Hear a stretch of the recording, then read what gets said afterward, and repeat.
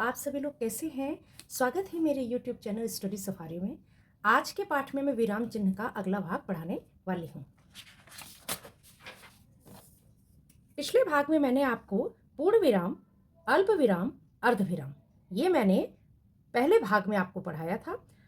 दूसरे भाग में मैंने आपको प्रश्नवाचक चिन्ह, विस्मयादिबोधक चिन्ह पढ़ाया था।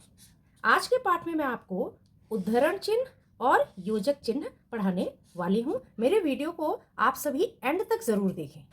तो आज के पाठ में मैं सबसे पहला टॉपिक जो आपको पढ़ाने वाली हूँ वो है उद्धरण चिन्ह। ठीक है, उद्धरण चिन्ह क्या होता है इसको आप ध्यान से देखना। किसी व्यक्ति द्वारा कही गई बात, अगर कोई व्यक्ति कोई बात कह रहा है को ज्यों का त्यों, मतलब आप उसमें कोई बदलाव नहीं करेंगे, ठीक है, प्रस्तुत करने के लिए उद्धरण चिन्ह का प्रयोग किया जाता है। आपसे कोई कहता है जो बात, आप उसमें बिना बदलाव किए सेम टू सेम उस बात को आप जब लिख देते हैं तो उसमें उद्धरण चिन्ह का प्रयोग किया जाता है, जिसको हम इन्वर्टेड कॉमा भी कहते हैं। ठीक है, इन्वर्टेड कॉमा का साइन क्या है या उद्धरण चिन्ह का साइन क्या है, देखें ऐसे, ये हमारा उद्धरण चिन्ह का साइन है। ठीक है, महात्मा गांधी ने कहा था, कॉमा, क्या कहा था, करो या मरो।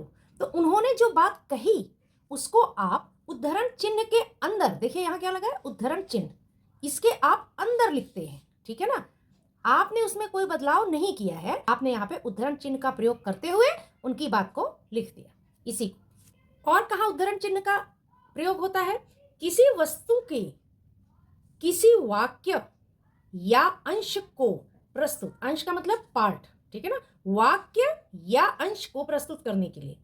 कैसे, देखिए, गीता का संदेश है, कॉमा, कर्म करो। कर्म करो के बाद हल्की सी जो रुकावट आ रही है उसमें देखिए आप अल्प विराम लगा रहे हैं, जो कि पिछली क्लास में मैं बता चुकी हूं। गीता का संदेश है, अल्प विराम, क्या संदेश है, कर्म करो, फिर अल्प विराम, फल की इच्छा मत करो। यह जो बात कही गई है आपने उद्धरण चिन्ह का प्रयोग करते हुए दर्शाया है। ठीक है ना, किसी कहानी, अगला हम कहां पे उद्धरण चिन्ह लगा सकते हैं, किसी कहानी, कविता या पुस्तक के नाम, ठीक है, व्यक्तियों के उपनाम आदि को बताने के लिए। जैसे सूर्यकांत त्रिपाठी, ये तो नाम है, अभी क्या ऊपर बोला, व्यक्तियों के उपनाम। तो सूर्यकांत त्रिपाठी और उनका उपनाम क्या है, निराला। निराला को देखिए हमने किसमें किया है, उद्धरण चिन्ह के अंदर दर्शाया है। समझ में आ गई। यह पंक्तियां मेरा नया बचपन कविता से लिया गया है। अभी क्या हुआ, पुस्तक के नाम, कविता या पुस्तक के नाम। तो देखिए यह पंक्तियां कौन सी पंक्तियां, कविता का देखिए नाम आ रहा है, मेरा नया बचपन, मेरा नया बचपन, इसको देखिए उद्धरण चिन्ह से हम दर्शाते हैं। ठीक है ना, उसके अंदर हम लिख के बताते हैं तो वो एक स्पेशल हमारा अटेंशन जाता है। ठीक है ना, कविता से ली गई है। दूसरा टॉपिक है योजक चिन्ह। योजक चिन्ह को हम कहते हैं हाइफन। ठीक है, हाइफन का मतलब देखिए, हाइफन का क्या साइन है, एक डैश। ठीक, अब ये डैश कहां लगता है, दो शब्दों को जोड़ने, दो शब्दों को जोड़ने या तुलना करने के लिए, दो शब्द हैं उसको आप जोड़ेंगे, उसके बीच में आपका आएगा योजक चिन्ह, जिसको हम इंग्लिश में हाइफन भी बोलते हैं, और जिसका चिन्ह देखिए ये वाला है। ठीक, तो दो शब्दों को जोड़ने या तुलना, किसी से कंपेयर कर रहे हैं तो वहां पे योजक चिन्ह का इस्तेमाल होता है। जैसे सुमित दौड़ते दौड़ते गिर गया। देखिए दौड़ते दौड़ते, यहां दो शब्द आए हैं, इसके बीच में हमने क्या लगाया है, योजक चिन्ह। ठीक है ना, गिर गया। माता पिता का आदर करो, दो शब्दों को देखिए, माता पिता, हम माता पिता इकट्ठे हमेशा बोलते हैं, उसके बीच में हम क्या लगाते हैं, योजक चिन्ह। ठीक है ना, माता पिता का आदर करो।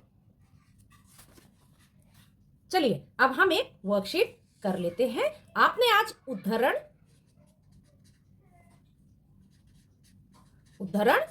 और योजक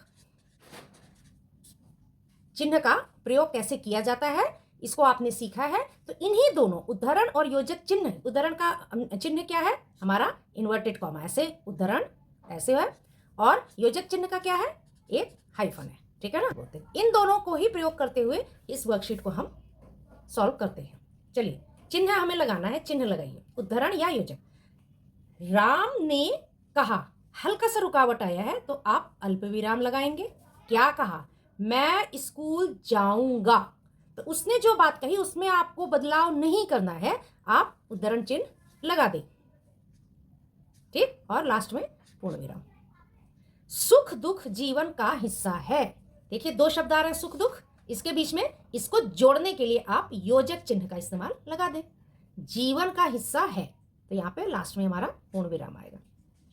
शिक्षक बोले, हल्का सा रुकावट आया है तो हमारा अल्प विराम, ठीक। क्या बोले, ध्यान से पढ़ो, तो उनकी बात को आप बिल्कुल नहीं बदलेंगे, इसको आप उद्धरण चिन्ह में लगा देंगे इन्वर्टेड कॉमा में, ठीक है।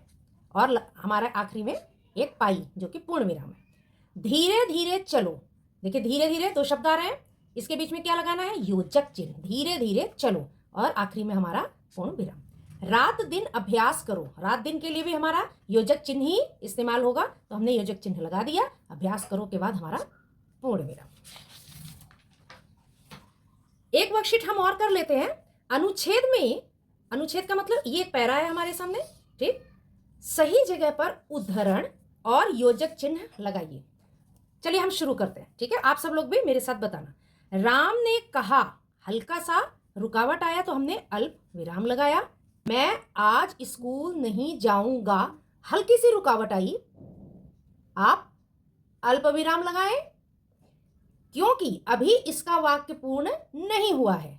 क्योंकि मेरा सिर दर्द हो रहा है, यहां तक उसने बोला है, यहां पे आप उद्धरण चिन्ह लगाएंगे, ठीक है ना। मैं आज स्कूल नहीं जाऊंगा, फिर से अल्प विराम आया है, क्योंकि मेरा सिर दर्द हो रहा है, तो यहां तक उसने जो बात कही उसको यहां से यहां आप टैग करें, ठीक है ना, उद्धरण चिन्ह के द्वारा उसके अंदर लिखें।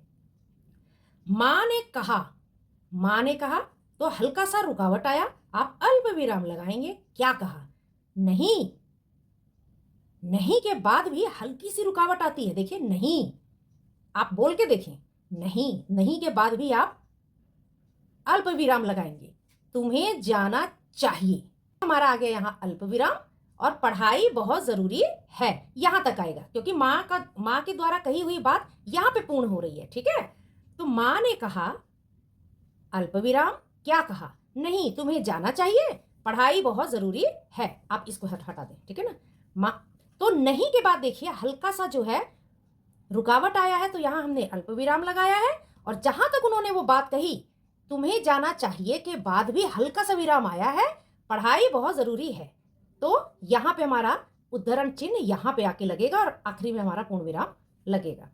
दिन रात मेहनत करने से ही सफलता मिलती है, तो दिन रात देखिए दो शब्द आया, इसके बीच में हम क्या लगा देंगे योजक चिन्ह, मेहनत करने से ही सफलता मिलती है, और यह पूर्ण विराम, ठीक है। आज के पाठ में मैंने आपको उद्धरण चिन्ह और योजक चिन्ह के बारे में बता दिया है। आप अपने घर पे अपने अभ्यास पुस्तिका में खूब प्रैक्टिस करें। मिलते हैं अगली क्लास में, तब तक के लिए बाय।